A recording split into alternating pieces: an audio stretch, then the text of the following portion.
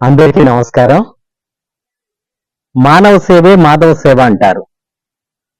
మన చుట్టూ ఉన్న మానవులకు ఆపదలో ఉన్న వారికి సేవ చేసినట్లయితే అది భగవంతుడికి సేవ చేసినట్టు అవుతుంది. కాబట్టి మానవులకు సేవ చేయటం అనేది చాలా ప్రాముఖ్యమైనటువంటి విషయం.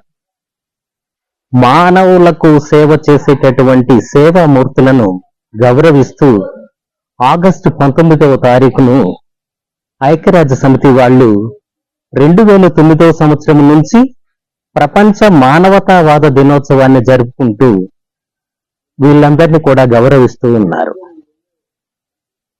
ముఖ్యంగా ఈ మానవతావాద దినోత్సవం ప్రత్యేకతలు ఏమిటంటే, మానవ సేవ చేస్తున్నటువంటి వ్యక్తులకు, స్వచ్ఛంద సేవా సంస్థలకు, రెడ్ క్రాస్ సంస్థల వంటి వాటికి, సేవ చేస్తున్న ప్రతి వ్యక్తిని కూడా గౌరవిస్తూ, సేవ చేస్తున్నటువంటి క్రమంలో విపత్తుల సమయంలో సేవలు చేస్తూ ప్రాణాలు వదిలినటువంటి వాళ్లను స్మరించుకుంటూ, మరొకటి ఏమిటంటే, ప్రమాదకరమైనటువంటి స్థలాలలో మహిళలు పనిచేస్తున్న వాళ్ళు అనేక మంది ఉన్నారు ప్రపంచవ్యాప్తంగా. వాళ్ళందరినీ కూడా స్మరించుకుంటూ ఈ ప్రపంచ మానవతావాద దినోత్సవాన్ని జరుపుకోవటం ఆనవాయితీగా ప్రకటించారు ఐక్యరాజ్య సమితి వాళ్ళు. ప్రతి దేశంలో కూడా ఈ రోజును మానవతావాద రోజులుగా జరుపుకుంటున్నారు. మానవతావాద దినోత్సవాన్ని పురస్కరించుకొని మనం ఆపదలో ఉన్న వాళ్ళని ఆదుకోవటం,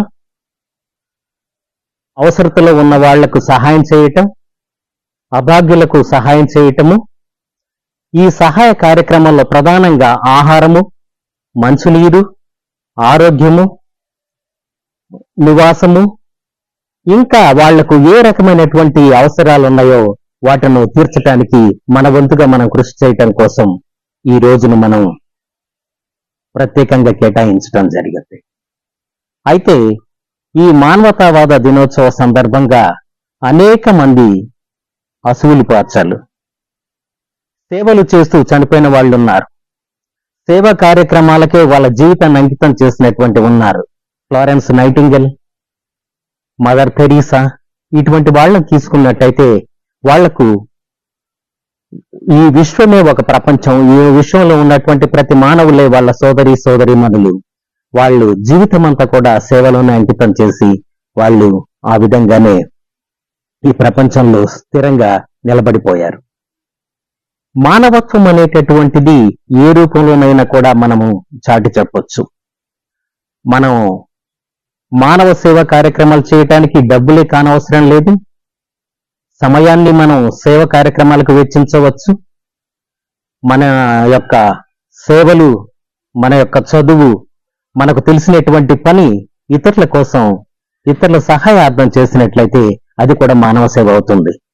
మనం చూడండి, అనేక ఎన్జిఓలు, మానవతా స్వచ్ఛంద సేవా సంస్థలు, యూత్ క్లబ్బులు,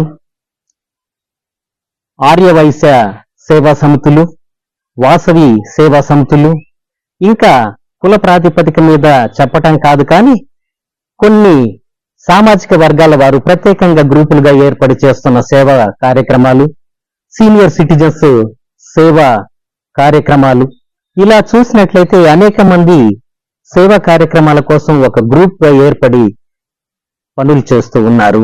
సహాయం అవసరమైనటువంటి వారికి అందజేస్తున్నారు. వీళ్ళందరూ కూడా ఈ రోజులో వాళ్ళందరికీ నా శిరస్సు ఉంచి నమస్కారం చేస్తున్నాను.